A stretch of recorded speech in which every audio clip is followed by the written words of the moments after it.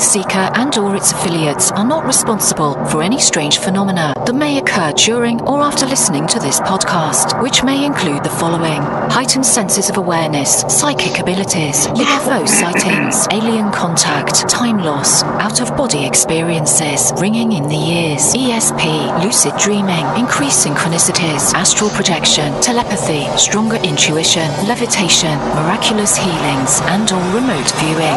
Please be advised to listen at your own discretion.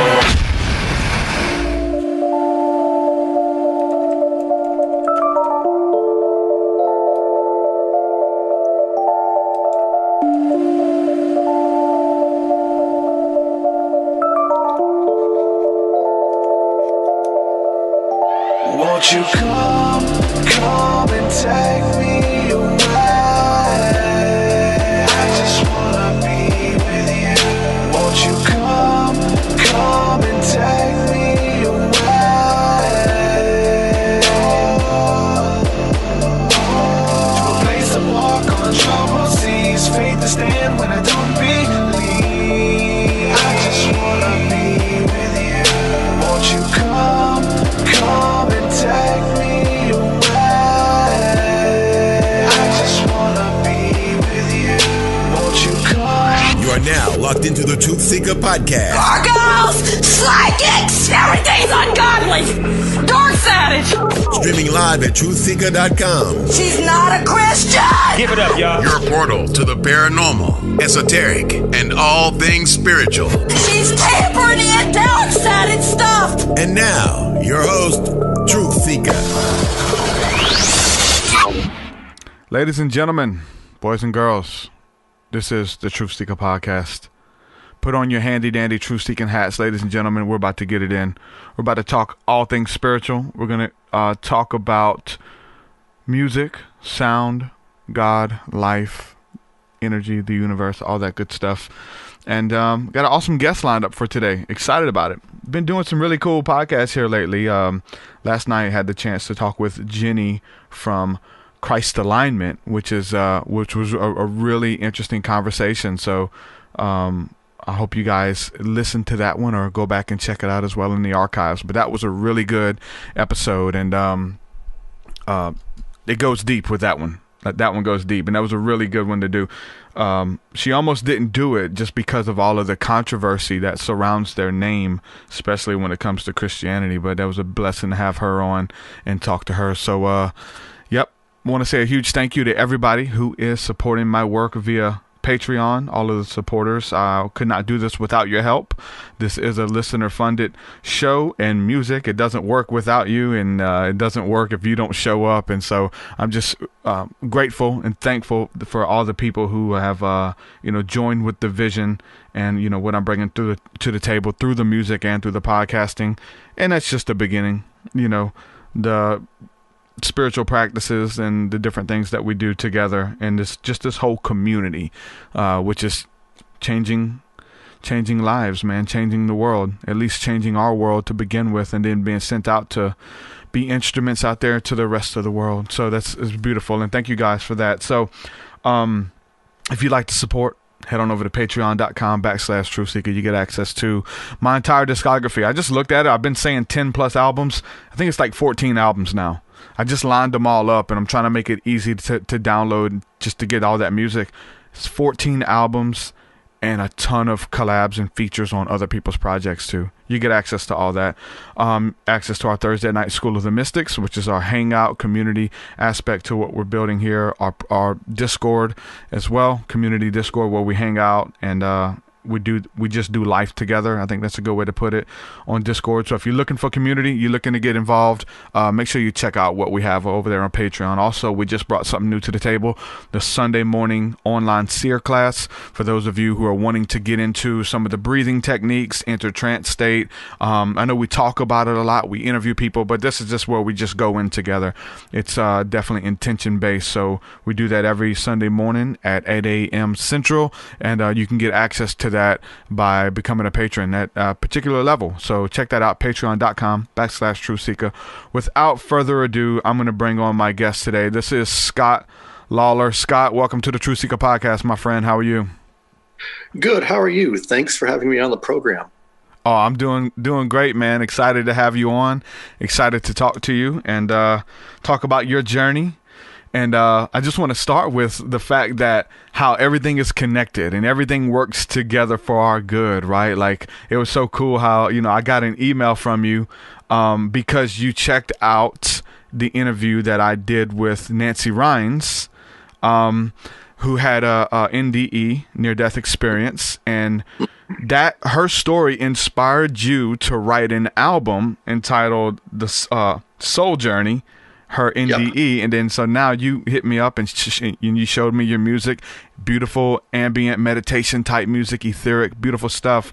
And now you're on the podcast and we're going to talk about it. I just love how everything's connected, man. And so if I wouldn't have did that interview with her, we wouldn't be having this conversation. Everything's connected, man. It's so beautiful. That's true. Everything is connected, and it's all a circle. Mm-hmm. So let's just start there, man. Well, let's start here. Let's just give a little background about who you are and what you bring to the table, and then we'll get into the NDE stuff and the music. Okay. Well, I've been writing ambient music probably for the last 6 years or so. I've actually been interested in music all my life. When I was little, I used to play around with cassette recorders and record players and make all these weird sound collages and things like that. And I went off to college, got my degree in English and psychology because I wanted to be a novelist. But then when I got into graduate school, I picked up a synthesizer and started composing more new age music. This is back in 1991. And then I discovered that I put sounds together much better than words. So I abandoned the notion of being a novelist and just started touring around the Akron, Ohio area, playing at different coffee houses and things like that. And then I took like a 17-year break from music from around 1999 till 2013. Wait, that doesn't add up to 17 years. But anyway, it was a long break. It was a very long absence from music. And then I got another keyboard that I bought on Craigslist from a guy. And I submitted an old album that I recorded back in the 90s to an internet label back in 2013. And the guy liked it and released it. And then I just started releasing more material. And so I've been doing this for almost 6 years. Is it more of a hobby, or have you turned it into a career where you're able to see some income and support yourself through it? Well, I get some income from it. It certainly wouldn't be enough to support me financially if I was on my own. I'm a stay-at-home dad, so that gives me a bit of an opportunity to do more of this kind of thing. But yeah, it's mostly a hobby.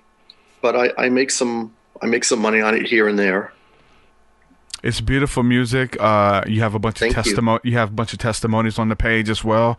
Music is powerful. And for those of you guys who are just listening on the podcast app, or you're just tuning in, Scott was born blind. So there's kind of I think it's a little bit different there when it comes to hearing sound, right? So I know you always hear the stuff that people who are blind or people who are deaf or mute or whatever, they usually work out the other senses a little bit better, and they're more sensitive to music and to sound and to be able to hear stuff. Does that go on as well? And whenever you hear music, do you hear it maybe a little bit more differently than other people? Most of the time when I listen to music, I listen to it from a musician's perspective. So I'm usually always analyzing things, or more of an analytical mindset when I listen to things. So it's a little more, it's just more analytical. Yeah. When I listen to things. I wonder. But in terms of senses being more developed, that doesn't just happen naturally. That takes a lot of practice and, a lot of work to get those senses to be more heightened. It's not like Daredevil where, oh gosh, you lost one sense. Ow, you got other senses going. But the media does a horrible job of portraying people with disabilities and stuff like that. And they do quite a disservice to people's perception of what we can or can't do and how we are, I think. Wouldn't you say? I think so. And we're talking about it now. So yeah, we got to get this stuff out here. But definitely, man. As far as like your upbringing and stuff, and I read your bio, it talks about coming from like a religious upbringing that was kind of strict and nothing fun at all, and you kind of abandoned those ideas for a time. Do you want to talk a little bit about your upbringing and coming out of religion and those things?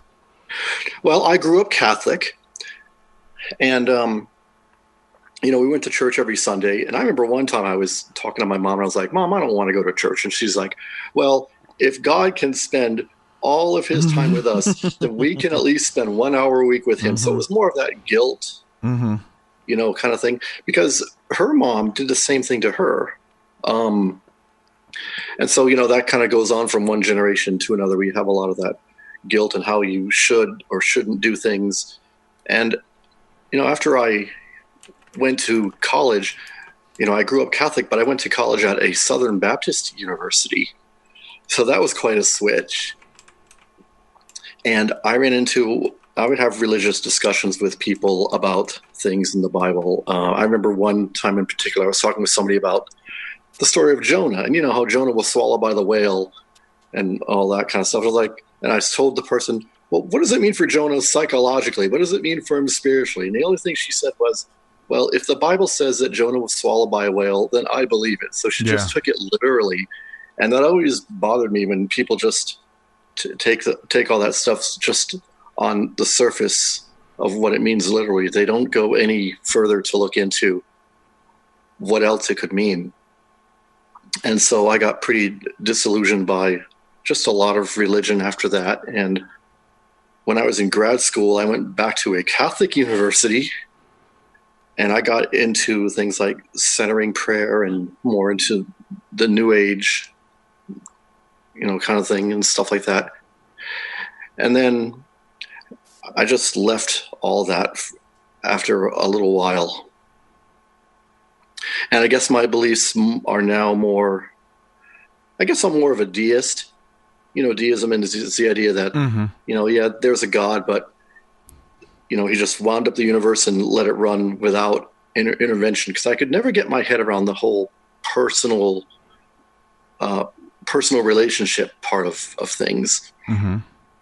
That's where you are now, or that's what you came to think at that time?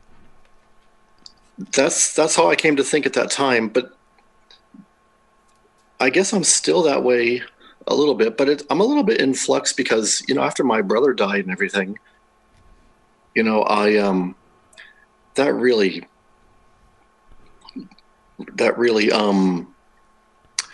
turned everything upside down in terms of spirituality and, what to believe and stuff like that. And I'm still having a pretty difficult time with some of that kind of thing. That's partly why I wrote the album, because music is the way I express my inner thoughts and feelings and stuff like that. And I've written quite a number of albums based on just everything that's happened since then and those kind of things. And I don't feel like I'm doing so well on answering the questions, but no, you're doing great, man. So, I'm just trying to get a game plan if there was something that shifted, because a lot of people, they have these grandiose stories or whatever where something happened and then they became more conscious, they became more spiritual or whatever. Did something like that happen for you, or was it just like a slow shift of just like a natural process to where you are now? Well, I think that like I said, the death of my brother was a big part of why I started looking more into spirituality and like the whole thing with near-death experiences. I've been interested in those for a long time anyway, ever since I was in college. And, after that happened, I've wanted to answer to the question is, is my brother okay now that he's gone? Because me and my brother were having a discussion about that. And he's like, well, we're never going to be the same. He's like, I just want to know that he's all right. And, after I heard, Nancy's story and have read some other near-death experience accounts and stuff like that, it just led me into trying to think more about those spiritual things. It's kind of freaks yourself out, right? We all kind of live like we're going to live forever, and then we want to find out what happens, and we want to be okay with what happens. And even though we have all of these philosophies that give us hope or tell us what's going to happen, there's still that fear of the unknown, and that fear that you don't exist anymore, or whatever the case is. What was your conclusion, and what inspired the album? Because we hear stories like Nancy Rynes and other people who have had near-death experiences or pushed to the brink, and they have this otherworldly experience. Is it happening in their head? Did they really go to heaven and meet with those characters, with Jesus, with a creator, Christ, or whatever? What do you think happens whenever we cross? Do you think that they're literally having those encounters, or are they creating it in this fantasy world inside their head? Well, I think those experiences are real. I've never been one to believe that after you die, nothing is left, because it just never made any sense to me that you're born here, live your life, and then when you die, that's it. There has to be something else out there. I've always believed that. Couldn't tell you what it is, but my intuition has always said that there is something beyond this life. So I've never, not even when I had issues with believing in things like the personal relationship aspect with God and stuff like that, I've always believed that there had to be something else out there after this. Yeah, it just doesn't make any sense to live your life here and then that's it. I mean, yeah, there has to be something more out there. That's what I believe anyway. Yeah. But let me ask you this though, because we're talking about God being personable. I believe that this God is personable, whether it's direct access to the Creator being one thing, or many different avenues, like you can speak to me through this way, you can see me through this tree, you can look at me through the smile of a child, or whatever. These different aspects, whether we get into prayer, meditation, or whatever, and it's just different aspects where we just get to maybe see a glimpse of God or the divine or whatever. So I definitely believe in that. But because I wanted to ask you that, just being inspired by Nancy Ryan's story, if you know what I'm saying, coming from a deist standpoint where God just kind of set everything up and lets it happen. He has no, interference with humanity, or, some people believe your prayer life, like you can't affect things by prayer and stuff like that. But when you cross over, we're hearing these stories where once you cross it, that God or the angels or whatever definitely become more personable, right? Yeah, I guess so. Yeah. So what about, if one is a deist and that doesn't really believe that God is a personable God, what about the angels? What about the spirits and the other things that kind of operate within those different levels of dimensions and kingdoms and stuff? Do you believe in that? And have you had any encounters with any type of angelic beings or figures or anything like that? I don't know if I've had encounters with angelic beings, but I remember when I wrote my album Transition, which was written a couple of days after I returned from my brother's funeral and all that, that album talks about how there was one particular track where I was sitting by my brother's bedside. He was in hospice, and so there was a hospital bed in the living room, and I was just sitting there holding his hand, and I felt this presence because there was no one else in the room. I didn't know what the presence was, but I felt this presence only for a moment. And I don't know what that was, but I remember my mom said, a couple of days earlier, she was with my brother just, sitting with him. And she started hearing these muffled voices, and she thought maybe the TV was on in the other room, but there was no TV going. And so she thought that it was the angels telling her that they were ready for him to come home. Wow. So, my mom is pretty religious and all that. We used to have really deep conversations about those kinds of things a while ago. But that's hard to do when you're like in Texas and she's in Florida. So, yeah, we don't see each other as much as we probably should, but hopefully I can change that and get to see them more. Yeah, there's something precious about those conversations, especially with family members. And I think it's so precious to me that I started a podcast where we can come on here and have these discussions, and talk about those experiences and what if and stuff like that, just understanding that. I mean, I have some truth. I have things that I, believe that are kind of like my foundation or whatever. But I think everybody has a piece of the puzzle, man, and everybody has these different experiences. And I think the truth lies somewhere in the middle of it all, right? Absolutely. So you said you picked up a synthesizer in college and started messing with the music. As far as on a musician standpoint and audio engineer standpoint, are you using any particular programs to make your music and things like that? Or are you just using keyboards, or how does that work for you? Well, mostly I use just my synthesizer. It's hooked up to my computer by USB, and I use things like SoundForge and Audacity, and I use a lot of different plugins to create different effects and things like that, and do my mixing. It's a pretty simple setup. I don't use like a multi-track DAW like Reaper or Cakewalk or Logic or anything like that. I have a really simple, easy setup. It just allows me to create things because I'm not very technical. I'm an artist, not a computer programmer. Yeah. So I'd rather spend my time working on the music side of it rather than figuring out a whole bunch of technical things.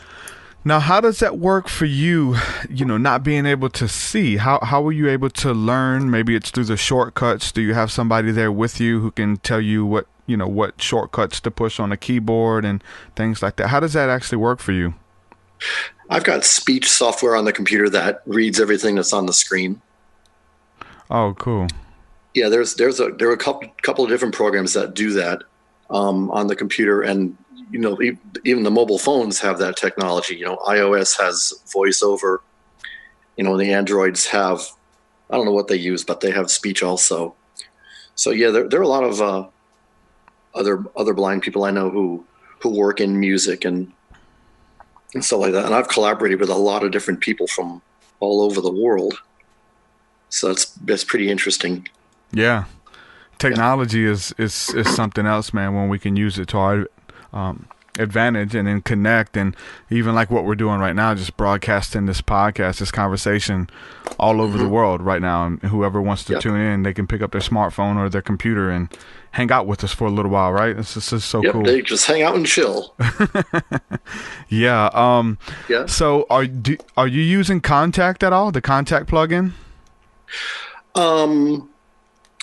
Contact, that is part of Native Instruments is a big part of that.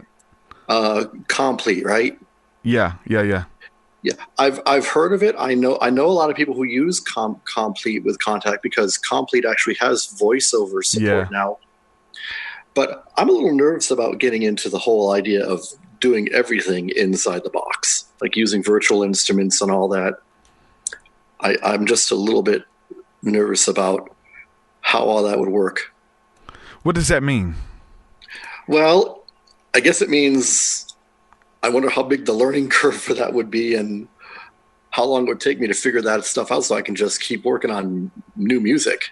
Yeah, because I'm listening to it and I'm hearing some sounds in your stuff and I'm like, is he using Contact? Because I actually just found out about that plugin, and I use FL Studio, and use Nexus. I don't know if you use Nexus at all, but Nexus is pretty cool.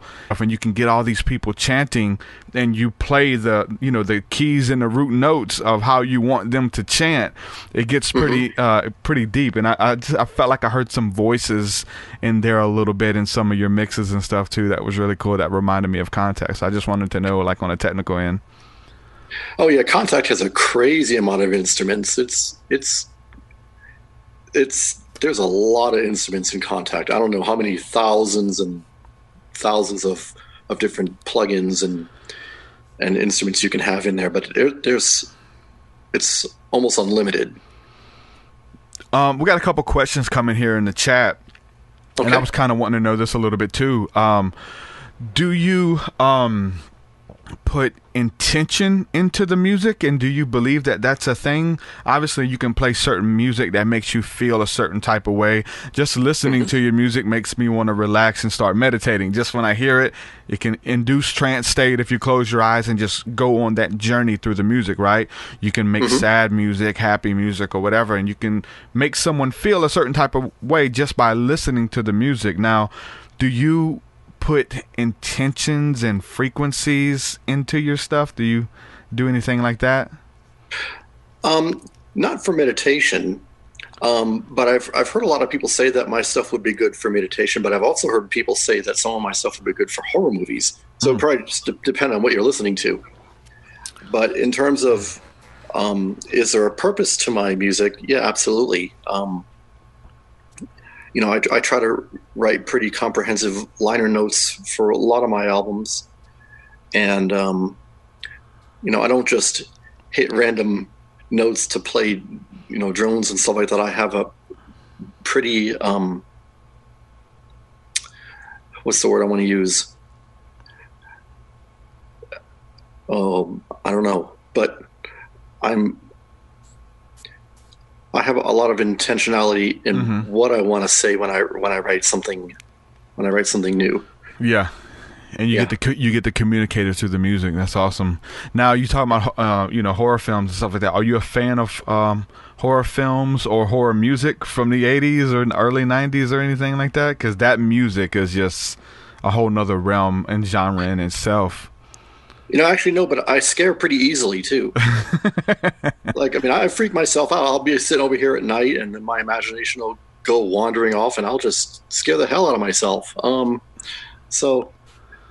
But no, I don't really get into horror movies. A lot of horror, the movies are so visual anyway. It's hard for me to follow them. What about the music? What about some of the music, like John Carpenter and stuff like that? He just went on tour. I wish I could have went, man. He went on tour playing a lot of that, music from all those movies that he worked on. That would have been cool. He did the Halloween movies, didn't he? He did a bunch of them. The John Carpenter, I think he did some vampire movies. I want to say he did Hellraiser, but there's a bunch that he maybe even The Exorcist. Like, he did a lot of music for those iconic horror movies. Yeah, I may have heard some of his music, but I haven't really sought out the actual soundtracks, but I'll have to do that. Yeah, it's just a different feel, and I think a lot of it's coming back. A lot of the 80s stuff, if we, like the show Stranger Things and the soundtrack for that, it's got that synth pop is what they call it, and I've been trying to incorporate a little bit of that into my beats and stuff like that, just bringing back that weird synthesizer, 80s feel, Yep. Now, when you said you got you a synthesizer back in the day, was it an analog? Because some people are diehard when we're talking about synthesizers. Some you just plug and play and it's all electronic. But some of them, there's analogs where you get to create the sound as you go. Did you mess with that at all? No, the first synthesizer I had was actually the Ensoniq SQ1. And it was self-contained. I think it only had like 160 sounds on it, maybe. But that keyboard lasted me for quite a long time. I made quite a bit of music on that board before I gave it to a friend of mine before I left wherever I was at the time. It was in Florida when I left my music for a while. But I did also have a Yamaha AN1X, which was a little bit analog. That came out in 1997, I think it was. I think that was one of those virtual analog machines. But yeah, I've heard of people who do the whole analog thing and all the patch cords and and all that kind of stuff. And man, that'd be crazy for me to try to figure that out. I know, right? I guess you had to back then, though, right? Like in the early days. Yeah, like back in the 70s, early 80s. Yeah. It's interesting. Now, let me ask you this, because I don't know how much you know about it, but if anyone was to speak on it, I think you could. They say that there's a different sound from CD and digital stuff that we have now, and different frequencies that you can't hear or pick up in an MP3 or something recorded now digitally versus a record from, the 70s or whatever the case is. Are you able to tell those subtle differences, or do you think that what we have now is so sophisticated with, like, you can do it in like surround sound and put instruments that makes it sound around you? There's so much you can do now. Have you looked into that or heard those arguments at all? There's a certain warmth that comes with analog that I don't think you can get with digital. In some senses, I think maybe the digital production is a little bit clinical, maybe a little bit colder, and it's lacking some of the warmth and humanity that you could pick up on, not necessarily here, but you get the vibe that there's something extra when you listen to something that's all analog. There's a certain warmth to that, I think. There's a frequency. There's definitely some crackling that you hear when you're listening to a record now. And I wonder if it's still in it though, like, cause like there's like a resurgence of those records coming back out, and a lot of people are stocking up their record collection. But I wonder if it was just the way that it was recorded, because now we're still recording this stuff, digitally, and then converting it to the record. So I wonder if there's some of that frequency is lost there as well. Well, I know that there are certain plugins that you can use that can add that crackle, that little vinyl crackle sound to the music. It's obviously not the same as if you had a record, but it's pretty close. Yeah, that was done a lot in hip hop. a lot of hip hop music where they start off the sound with the little record popping. Yeah, I've done that with some of my recordings. Now, whenever you start an album or a song, do you? I guess an album. So does the album go into when you go into the writing process, do you go in with that intention? Like, this album I'm going to do, 4 songs dedicated to Nancy Rynes and her story. I'm going to do 4 songs dedicated just to this. And almost like this could be the soundtrack for them and for that whole experience that you've encountered. Is that how that works for you as far as an album, or is it song by song? Sometimes it works out that way where I know what I want to write about beforehand. A lot of times, though, I'll write the music, and while I'm listening to the playback of it, I get the idea for what I want the music to represent. Mm-hmm. And in the case with Soul Journey, let me think about that, because that was a while ago. That was back in October. I think that's one of the albums where my intention was to write about that before I started writing the music, if I remember right. Yeah, sometimes I have an idea of what I want to write about before I sit down and improvise, and sometimes I don't. And the idea for the story comes after I've written the music. Well, it looks like you're starting to put out some stuff really quick too. You have like several releases that just came out, right? Yeah, I just had a piano CD come out a couple of weeks ago called "The Color of Extraordinary," which has a couple of reviews. I've put out something new in my drone excursion series. I think that's up to 26 now. But yeah, I release a pretty good amount of stuff, and people usually ask me, how do you do that? And my answer to that usually is, well, I stay up later than everyone else, and I drink more coffee than most people in the house.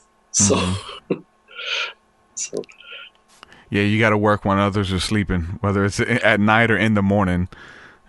Well, I'm a night owl anyway, so I tend to work better at night.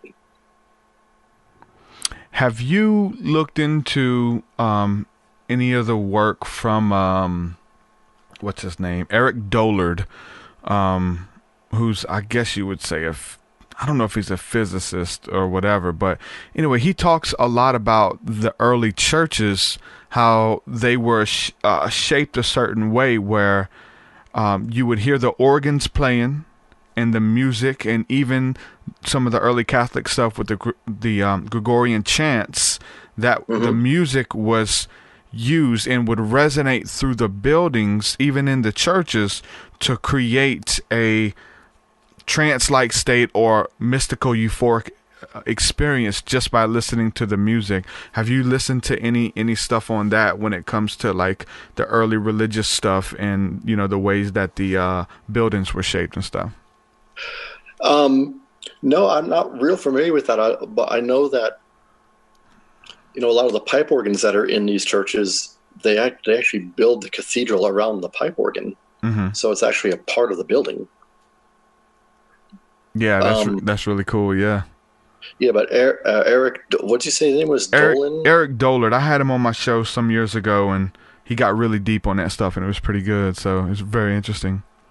Can you email me what podcast that was? I want to check that out. Yeah, sure thing. Yeah. Available.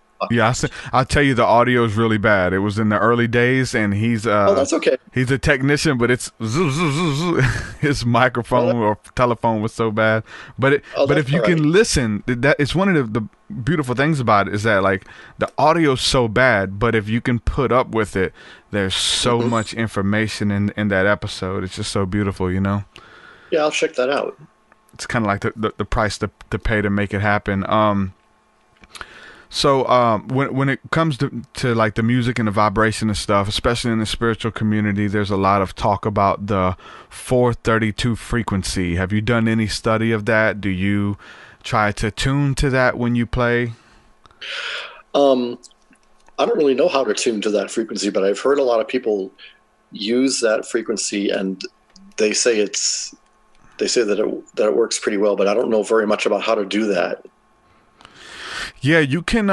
There's ways that you can do, and it's in the A. It's usually in the A concert pitch, right? You're playing in A, and it tunes everything to 432A. And you can get one of the easiest programs that does it for free is Audacity, where you can just bring any song in there and tune it to A, and it brings it up to that scale with the 432. And there's a feeling that does come along with it. Like you can listen to any popular song on the radio, and a lot of people are redoing that. A lot of people are taking their favorite songs and tuning them to that 432 pitch and uploading them to YouTube. There's also apps that they've developed where you can download on your phone, and your song will the app will automatically play your song that you're listening to on your phone in the 432 concert pitch as well. It's very interesting, but there is a feeling that comes along with it, like these different notes and things that make you feel a certain type of way. Like if you want to, transmute the sad emotions or sad feelings, obviously there's different notes that you can play in combinations of chords together that's going to make you feel that certain type of way. And the same thing if you're trying to, feel uplifted or even spiritual or whatever the case is, you can make that happen too.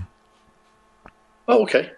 Yeah, I'll have to check that out, because I use Audacity a pretty good bit. Let's see. This is what somebody's talking about in the chat. I want to try to bring this up. I don't know if you had any encounter. Have you had any encounters with psychedelics at all? Some people's talking about when it comes to sound. Chris Garner says on shrooms, I sense it's like a feeling harmonic rather than it being audible, but I don't think it's similar. talk about being able to feel the music. That's one thing that when people talk about doing magic mushrooms or psilocybin or stuff like that, that they move into this state where they can actually feel the music versus hearing it, and in the feeling the notes that are being played, but also the intention as well. Have you had any encounters with psychedelics when it comes to that? Actually, I haven't, but I've had a couple of friends of mine say that my music takes on a whole different dimension when they listen to it under the influence. And my brother used to say, man, I listen to your music and are you on drugs when you write this? And I'm like, no, I am not on any kind of drugs when I write any of this stuff. It just all comes from my mind. So I don't take any psychedelics or anything. Although I thought about it periodically, but I worry about things like flashbacks and stuff like that, which is one of the big reasons why I never tried anything like, acid or whatever. Because I've always read about people having flashbacks under duress and under stress and stuff like that. And so that's always prevented me from trying that, just because I don't want to take the risk of having that kind of thing happen. Yeah, that's a big fear that a lot of people have to get over before they still do it. But it's a good fear, Yeah, there's a such thing as a healthy fear. It's a fear for a reason. It's a phobia that people have to get over for a reason. Yeah, it's an exchange. Like, okay, I'm gonna try it. But you have a lot of stuff that looks like it's about the astrals, about space, and I know that kind of comes with the the type of music that you're doing. That's real, ambient and and stuff, and it's dealing with space. Now, we're talking about intention. Like, there's certain music that you can play that can help induce trance states. We're talking about this. These churches that are playing the different music, and even like every Sunday morning when you're clapping, the drums are being played. Like, music is so powerful; it has the ability to put you in those states. Do you experience that through your music? Is that an intention that you put, that if people want to, they can do that? Or is it just kind of like, because there's a lot of different imagery that's used here with space, and even one of them, one of the albums you just put out, it's called Defining Gravity for Beginners, and there's just a bunch of stuff about the ether and stuff like that. Is that something that you have had experience with, or you want to create a space for people to experience? Well, if I was sighted, one of the things that I would probably do would be to do a lot of stargazing, because I've always been fascinated with outer space and the planets and things that are beyond the galaxy and all that. So a lot of my stuff is inspired by astronomical phenomena. But in terms of whether my intention is to allow someone to feel something like that, I guess usually my thought is I'm going to write about what I feel, and people are going to use it to go on whatever journey they feel it will take them on. Yeah, it's powerful, and then, like, when you're having these inspirations, whether it's Nancy Rynes' story, like, music can create a portal for people to experience those realms, and I'm finding the same thing. Which I have a lot of lyrics in my music, so it's a little bit different as far as like I'm I'm doing the hip hop, so there is an intention there. But it's so interesting where people are able to listen to the music and kind of go on that journey with you, and it is intention based to create a spiritual experience, and it goes forth and it does that. It's pretty powerful. Yeah. Is your music on iTunes? Actually, yeah. It's some of it's on iTunes, and it's also on Amazon and Spotify. Not all of it, but some of it is. The really long albums, like the Drone Excursions and my collaborations, those are all only on Bandcamp. But the albums that have a lot of shorter tracks are on Amazon and iTunes and stuff like that. Awesome. And you can look it up by just typing in Scott Lawlor, Lawlor. Yeah, if you would like, I can try to get those links together for you and send those to you so that you can put them in the show notes. Yeah, I definitely have your Bandcamp link as well on here now. I have it pulled up, so. Yeah, but I can get you I'll try to get you the Amazon and iTunes. Okay. Yeah, if you want to send me all the links over, that'd be cool. We'll put them in the show notes for people to check out. Okay, I can do that. Now, what about, I know this is softer music. It's more ambient. It's beautiful music. Now, what about, you know what I'm saying, like darker music, like heavy metal or rock and roll? Do you get into any of that at all? I like to listen to stuff like that. I don't really write a lot of stuff like that, although I did do a couple of albums where I covered the early music of Pink Floyd. Oh, wow. And so that was pretty interesting. But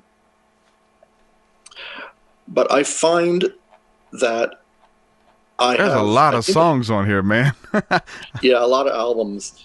The albums that cover the Pink Floyd material, gosh, I'm not right at my computer, so I can't tell you right off the top of my head what those are. Do you know the name of it? Well, one of them is called The Dark Descent and Up to Reascend, which came out earlier. I think that came out in like 2015 maybe. So okay. That's pretty well down the page.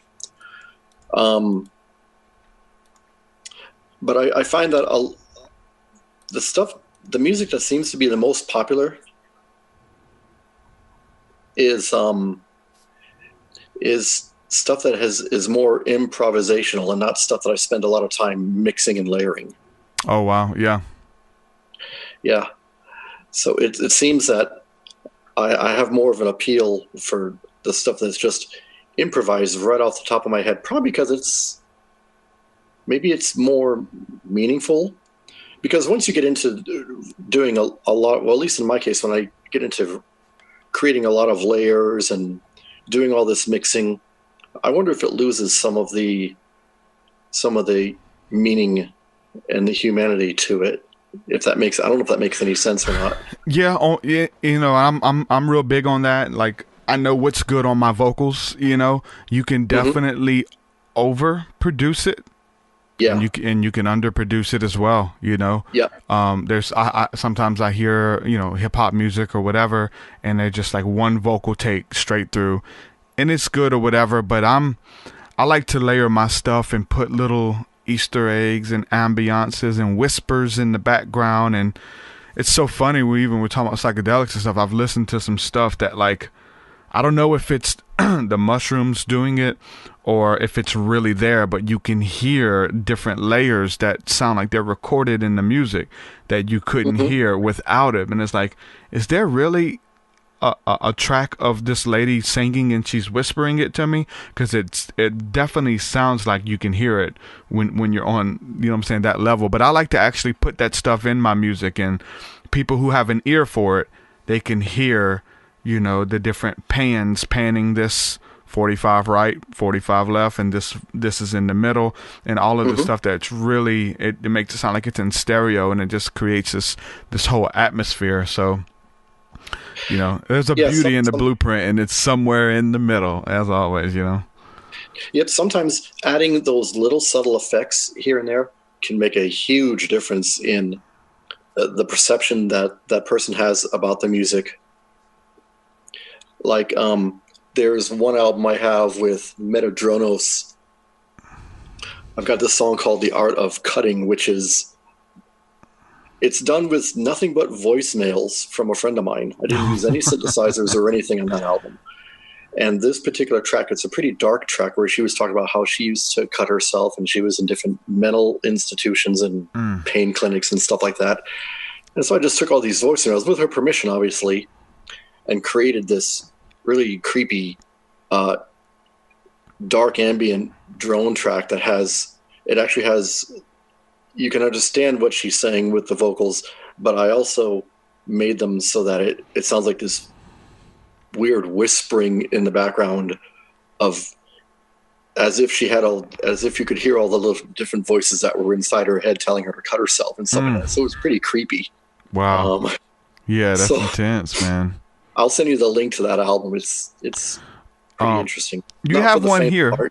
You have one here the title of the album, and the song titles are a bit strange.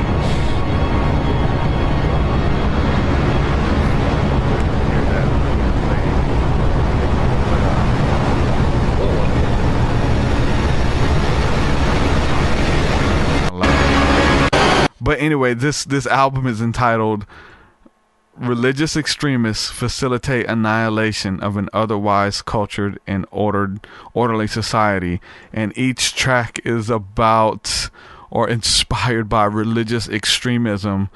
The cult of Islamic extremists is a blemish on the face of humanity is the name of the first track, and it just goes down.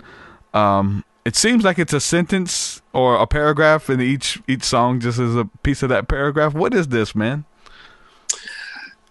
For a little while, I got into some socio-political protest albums and stuff like that, and that was just a phase I was in for a while. Luckily, probably for a good thing for a lot of people, that I'm not doing that kind of stuff anymore, because Me too. I just had to get that out of my system, because you go through phases in your career, and I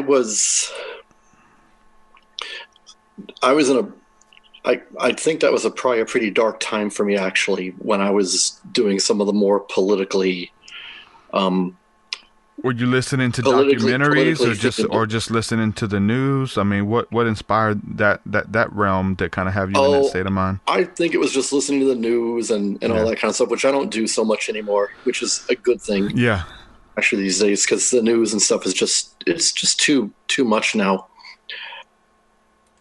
But I had succumbed to the trap of getting involved with listening to the media and all the different news broadcasts and things that were going on and stuff like that. And my response to things like they usually are is to just write music about whatever it is. Yeah. So that phase is luckily behind me. I don't intend to do any more of the socio-political kind of things, because I think that kind of thing can also be a little bit alienating. Yeah, definitely. Yeah, and religion and politics, man. I don't care if it's alienating or not, because I'm just going to do what I want to do. Yep. But then I was like, what does that really serve? How does that really serve people taking up, taking up the political mantle of protesting and stuff like that? So I just don't do that anymore. So that's behind me. I had a streak of that. It's usually when you first wake up to the fact that this stuff exists, and you're like, "What? This exists in the world?" And you're seeing it everywhere, and you listening to it, you see it, you're like, and if you're an artist, if you're a painter, it's going to come out in your paintings. If you're a rapper, it's going to come out in your lyrics. And if you're one who just creates music, you're going to be inspired to do something about it or whatever. And you want to tell people, hey, this is going on, and you don't know. I mean, in any facet, whether you become a Christian or a religious zealot or whatever, you want to tell everybody. You're just finding out about it, and a lot of people go through that. Like you said, though, it can be alienating. That's the bad thing about it. You can burn bridges and burn friendships because you desire to tell the truth or let people know something that is important to you because it's brand new. It's brand new to you. You just found out about it. And a lot of people go through that and burn bridges and relationships because of it too. Yeah, I think that the intention isn't to burn bridges and shatter relationships, but that can happen. Yeah. And that's one of the byproducts of doing that kind of thing. Yeah, that's what they say about religion and politics, man. And then when we're doing both of them, religion and politics. Yeah, but there are ways to talk about those and still be civil. Yeah, and have a civil conversation and not feel like you're the only one who is right. That's a big one. Yeah, or feeling like you either have to go on the attack because you're right, or feel that you're being attacked because you're being challenged. Yeah. So. But see, a lot of people I just don't talk, especially politics. I don't talk politics with a lot of people anymore. Now, religion's a different thing. I'll do that, but the political things I try not to. really engage in that as much. I'm not always successful. I'm human. I'll stray into that sometimes, but yeah, I know. I'm the same way. I try to be conscious not to. Yeah, but it'll still happen because we're all human, and we can just do the best we can.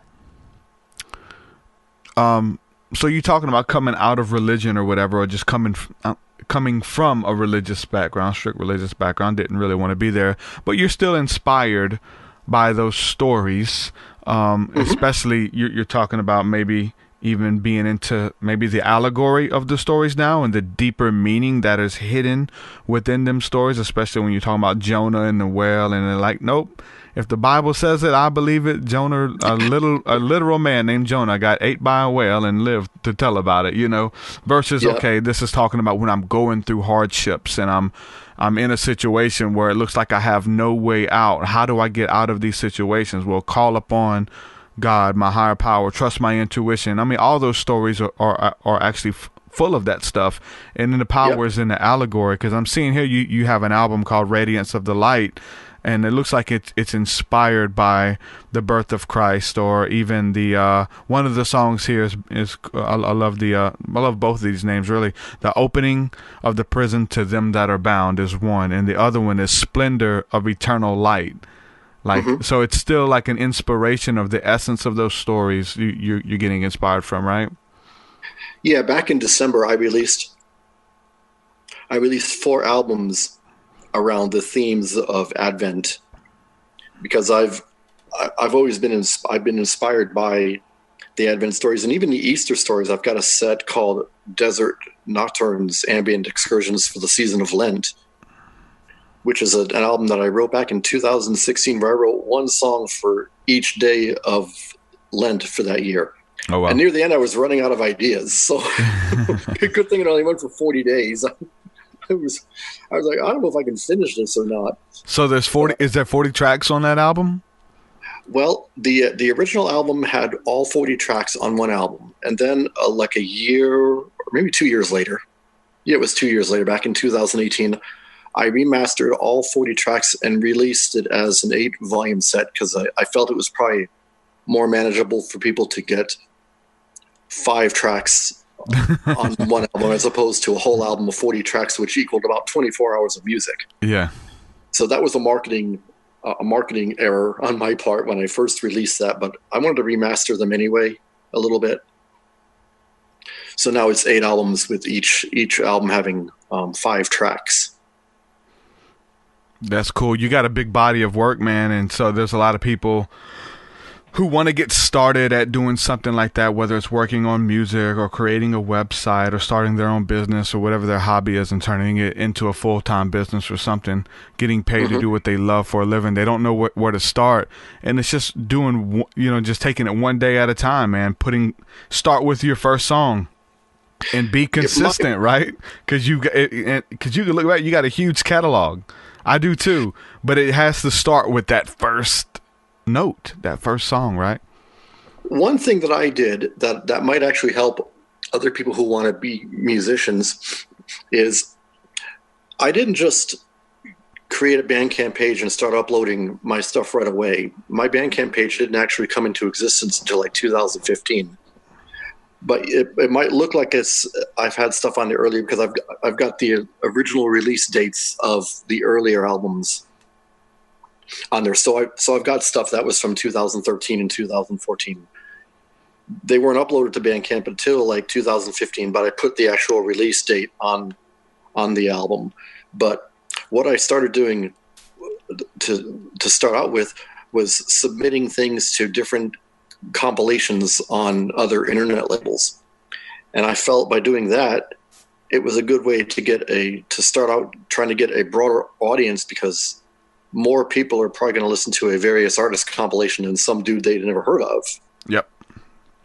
And so I started submitting to a lot of different compilations, and I've taken actually all those tracks from different compilations, and I've got this set of compilation sets that I'm releasing over time that take all the tracks from a certain year that I submitted to compilations in that year, and I have them in one album, and it also includes bonus material that was recorded in that same year. Yeah. So I've got 2 of those now. I've got the Year of the Snake from 2013. And I think it's 2014 was the Year of the Goat, maybe. I think I was trying to go by the Chinese Zodiac. So I've got like 3 more to release because I'm not doing compilations anymore.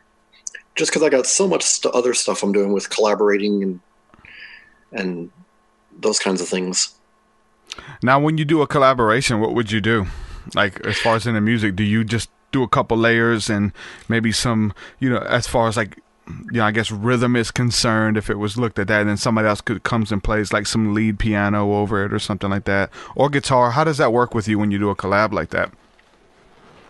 Well, usually what I'll do is I'll create a layer of something, usually a drone layer of some sort, and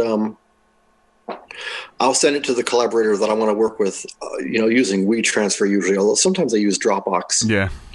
And then that person will mix something into what I recorded, and they'll send it back to me. And I might even add something additional on top of that and send it back to them. And we just keep going that way back and forth until we're both happy with the album. And then I'll release it. Yeah, we do that with hip hop, right? So that's what I do. I do like spiritual, esoteric hip hop and stuff. So I'm able to work with people all over the world essentially by sending them an email with the MP3 in it. They download it, record their vocals, send it back to me, send me the stems, and let me mix it down, throw my effects on it, and mix and master it the way I want. And it's just it's so cool. The power of the internet again, and then the power of just simply networking, because like you said, now you're tapping into a fan base of however many people they have. They may have 7 fans, they may have 70,000 fans. It's different, but each time you're putting yourself in front of people who would have never been able to find you, and that's kind of how I've built my music.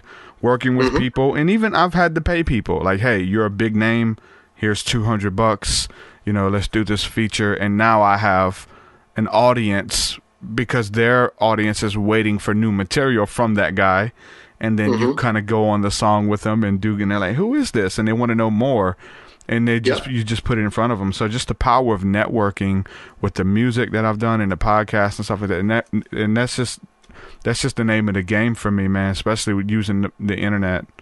You know what I'm saying? The world is at your fingertips, really, right? Yep, that's how I do it. Now, that's an example of using the internet in a positive way. Collaborating with other people and stuff like that. It's pretty cool. The internet has really made us a global community in some senses. We do have a question from John Santiago here, good friend of mine in the chat. His question, he says he's curious about how you view life, shapes, people, animals, etc. Was he completely blind from birth? How does he visualize the world? Well, hi, John. Yes, I was born blind. I was actually born 3 months premature. And so the reason I'm blind is because they gave me too much oxygen, which damaged the optic nerves. So how do I view the world? Well, mostly by listening, and feeling, and hearing and touch, those kinds of things. I don't know if that answers the question, but yeah. Well, I'm just being conscious a while ago because honestly, I didn't know you were blind when we did the when we were setting up the interview. Yeah. And I noticed, and you told me, I just noticed the way you were holding the camera and just where you were looking, and you were navigating through your house pretty good. Yeah. And then I told you to turn the phone sideways, and I said like a rectangle.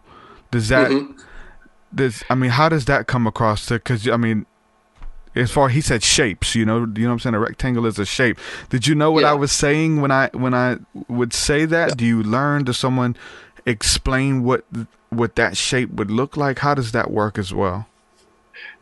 Well, that's just a matter of coming in contact with the shapes. Just But when you said turn the phone like a rectangle, I assume you meant turn it like sideways. Yeah. That the rectangle is the long ways, not the. I know, right? Because it's a rectangle either way you turn it. Yeah. Yeah. But no, just like, anyone else who's learning about their world and exploring, it's the same thing, but just without the one component of vision or physical sight, I should say. Yeah. Even though it's some type of disability, you've been able to live a full life. You've went to college, or you have children, correct? Yep. 3 kids. 3 kids, married? Yep. Married with kids, 3 children. Stay-at-home dad. Stay-at-home dad, gets to do what he loves for a living. That's awesome, man. Yeah, it's pretty cool. Have you do you try to reach out to any other people like in that community? Is there other I know there's online communities for everything, right? For every niche or whatever. Is there like a blind community that are into music, or just a blind community that you're a part of at all? Well, there is a blind community in general, and I have collaborated with some people who are visually impaired in music, a little bit here and there. But in terms of any local community like that, I'm not aware of one. But this is a pretty small little town in Texas. It's more of a little bedroom community. And Denton, which is right across the way, is a college community, so they probably have more of a diverse population than we would have here. Now, are you still actually getting out to go do live shows and stuff, or was that just something in college that you did a lot of? Oh no, I haven't done a live show in years and years. That was only when I was in Ohio. I would play coffee shops. I remember one coffee shop I played at. The proprietor paid me in coffee beans. I was like, man, the barter system. I'll take any kind of payment. So I got like 9 pounds of coffee for that one gig. It's pretty cool. Pretty good deal. Heck yeah. Some people would love that, man. Yep. Let's see. So there's another question here from Renitha, who, and we kind of touched on this a little bit, but she's asked, do you experience spiritual things in a more heightened senses of awareness, I guess? Probably not. I wouldn't think so, because spiritual experiences wouldn't be dependent on what lack of a physical sense you have. I wouldn't think anyway. Well, I think we talked about at the beginning just a little bit, like the different preconceived notions that people have, that and I've seen documentaries of like blind kids riding their bike, and they're able to make clicking sounds and ride their bike anywhere they want because they're able to kind of feel the vibration that almost like a bat would do, and be able to navigate by doing that. I don't know if you've heard about that, but people have that preconceived notion that if one of your senses is dulled or you lose it, then you get better at operating, or either you're more sensitive to the other ones. And I think a lot of people believe that, but you're saying that's not quite true, right? Because if we're talking about spirituality, I think a lot of people would think about ESP, the extrasensory perception, that you will get just a little bit more sensibility when it comes to the other ones, because you lack sight or whatever. Being able to get those chill bumps, feel when something's present or whatever the case is, feel the intention of music. So there's no extra, lenience upon that, right? It's just kind of normal like everyone else.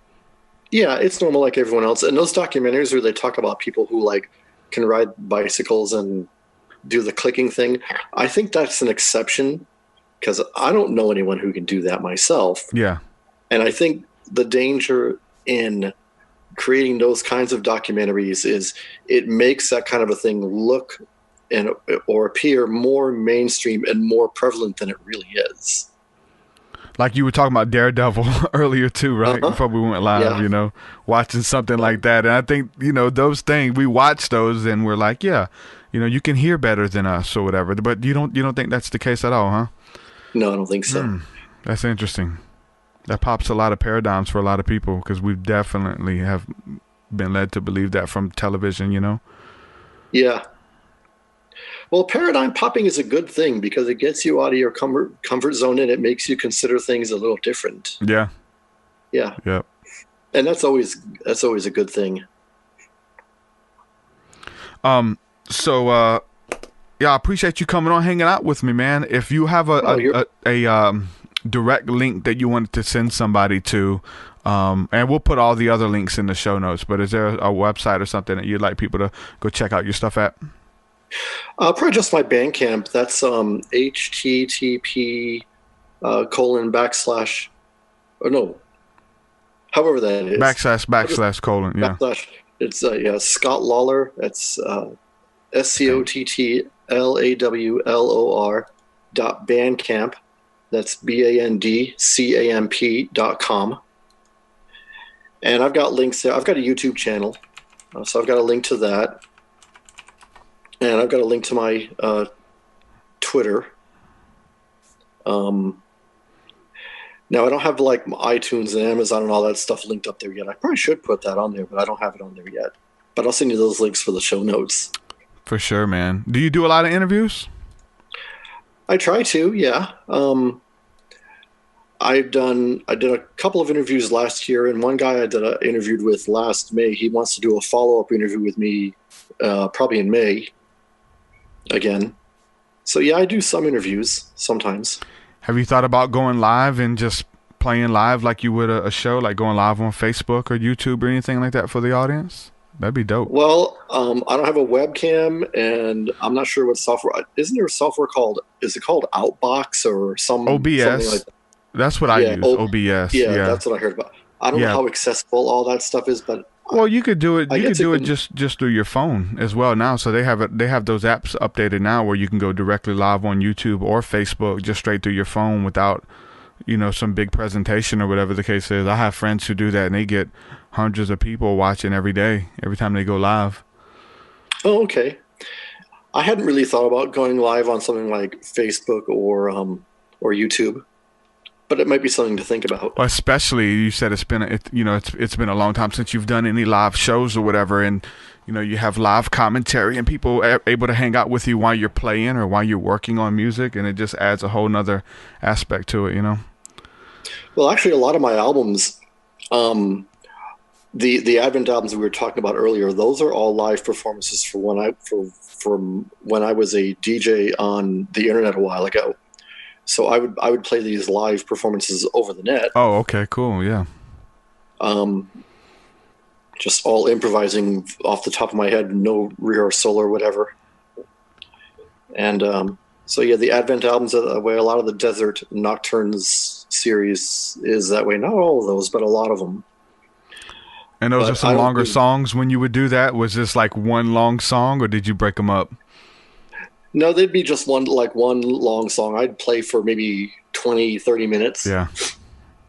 It would just be one track. But I haven't played like that for a while because I haven't been a DJ since 2016. Like because my heart just wasn't in doing the podcast anymore, and I didn't want to be one of these people who just did it out of obligation.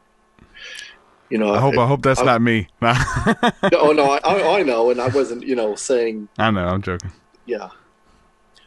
Well, man, I appreciate you coming on, man. I really enjoyed this conversation, and your music is beautiful, especially the one that really landed this interview that we're doing is the one with Nancy Rynes. That one right there, that's the first one I listened to, and I'm in love with that, man. So make sure you guys go check out his Bandcamp. He's all over the place, everywhere that music is sold, and YouTube and all that stuff. But definitely check out Soul Journey, inspired by Nancy Rynes, her story that had her on the podcast. So yeah, have you had a chance to talk to her? We've sent a couple of messages back and forth on Facebook. I follow her page on that platform, so we've talked a little bit, but not very much because she's pretty busy, and I think she's working on a new book. Yeah. Yeah, she is.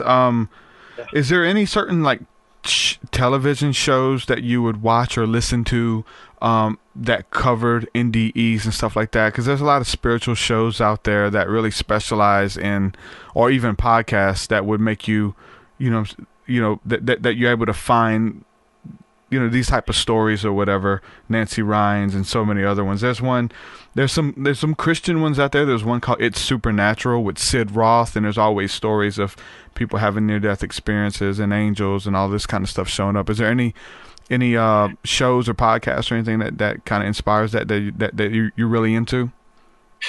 Yeah, there's some other podcasts that focus on those topics. One of them is We Don't Die Radio with Sandra Champlain. That's a good podcast. There's some, I can't remember the rest of them because I'm not right at my computer, but there are a lot of different podcasts on iTunes that you can get to that cover those kinds of topics. Any Coast to Coast AM? You into that at all?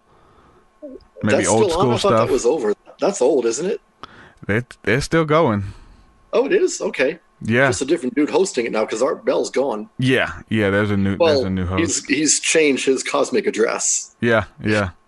Someone says I get messages. I forget who told me that, but somebody's like, Art Bell followed you on Facebook, or Art Bell followed you or somewhere, or tweeted you stuff, and I'm like, really? Show me. I didn't know he did. Like, I really want to know.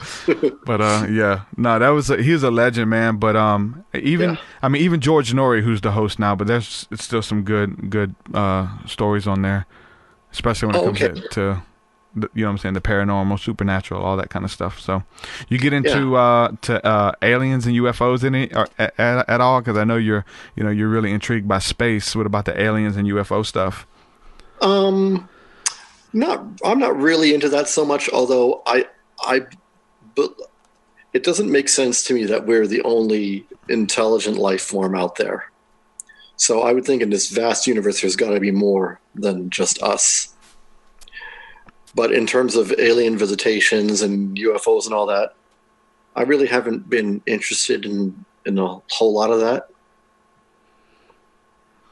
For sure, man. Well, hey, I really appreciate this interview, man. I enjoyed it, and you take care, and let me know when you put out something new, man. We'll be glad to share it out.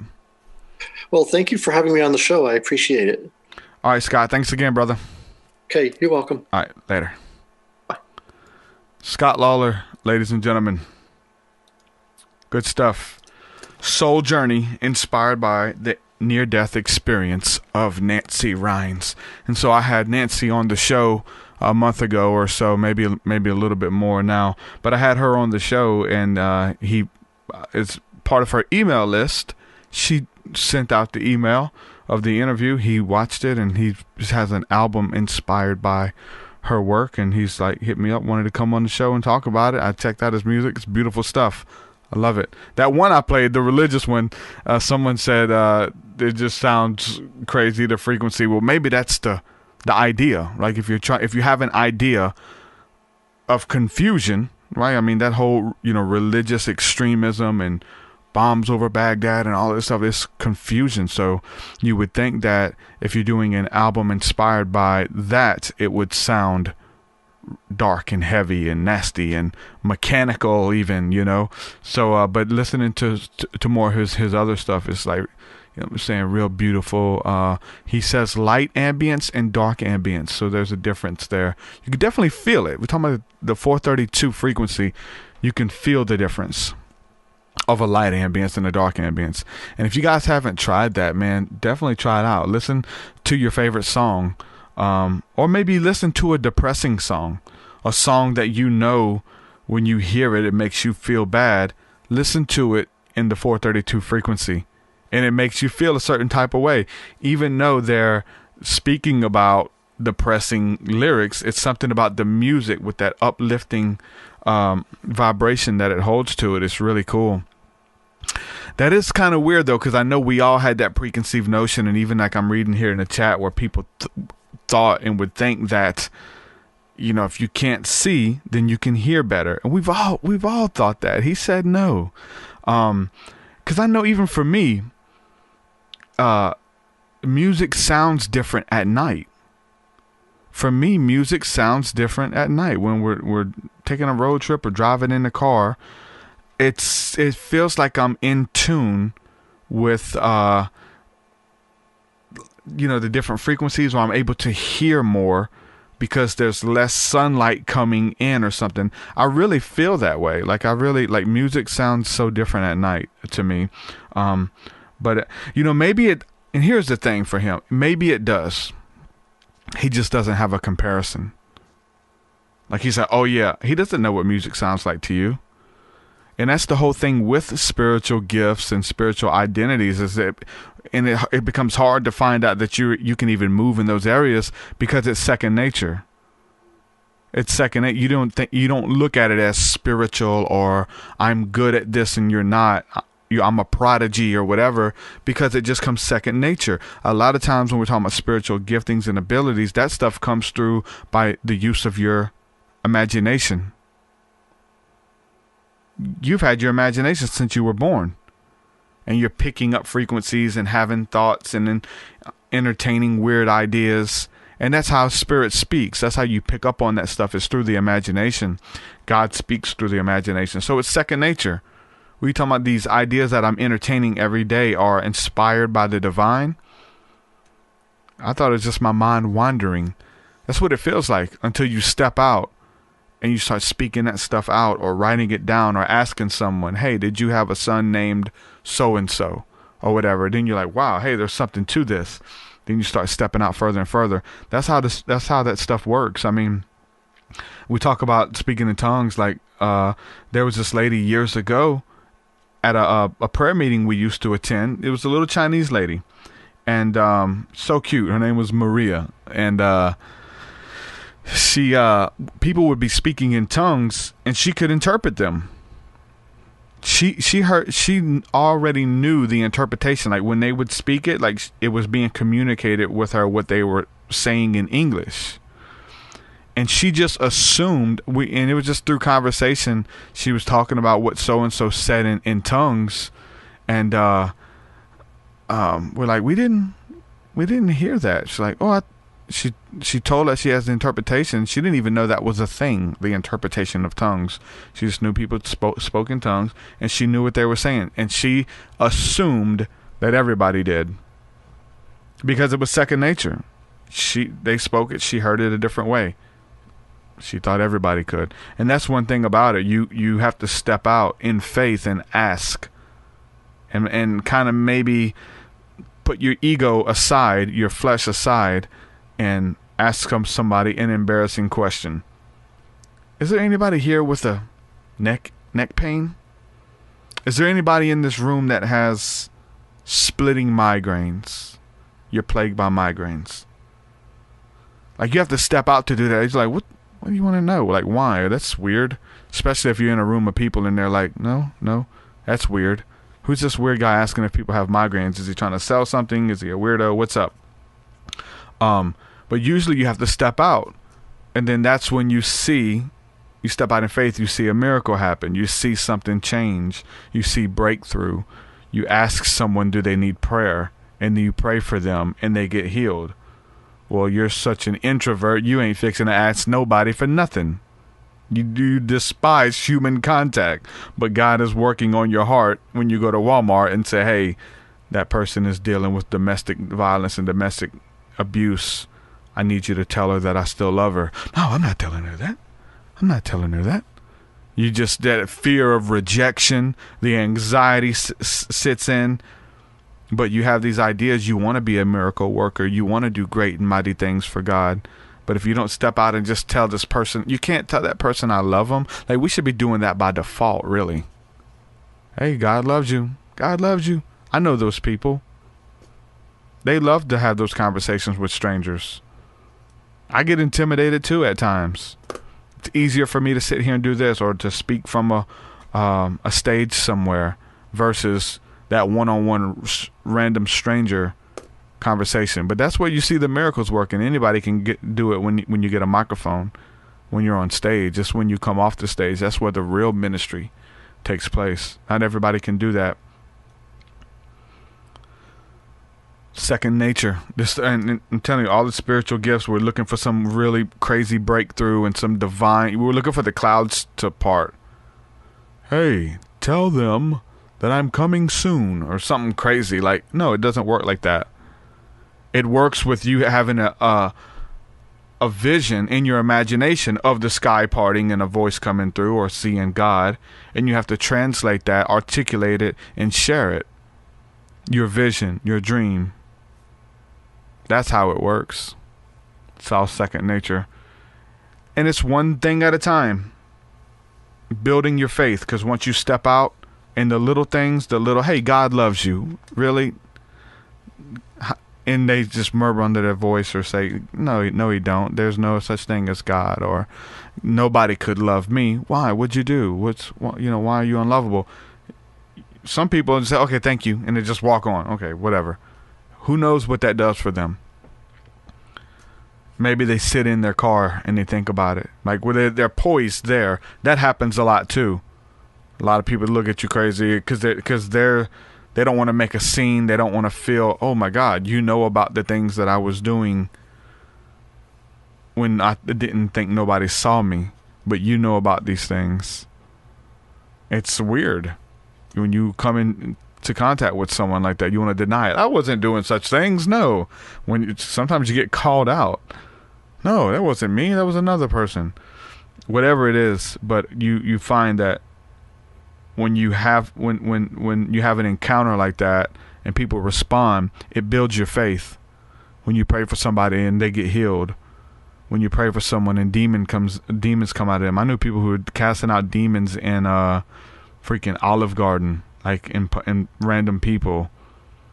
Like, demons would manifest just because they were walking in such a level of holiness that the darkness couldn't comprehend it.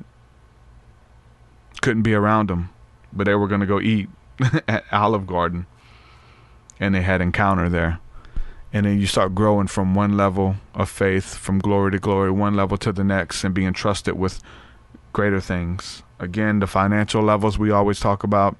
If God can't trust you with $50, he's not finna trust you with $5,000, $50,000. So, Renita says, someone asked in the Discord, have we had any supernatural events lately? I couldn't respond at the moment, but the answer is yes. Every day is supernatural. It's just that we expect the spectacular.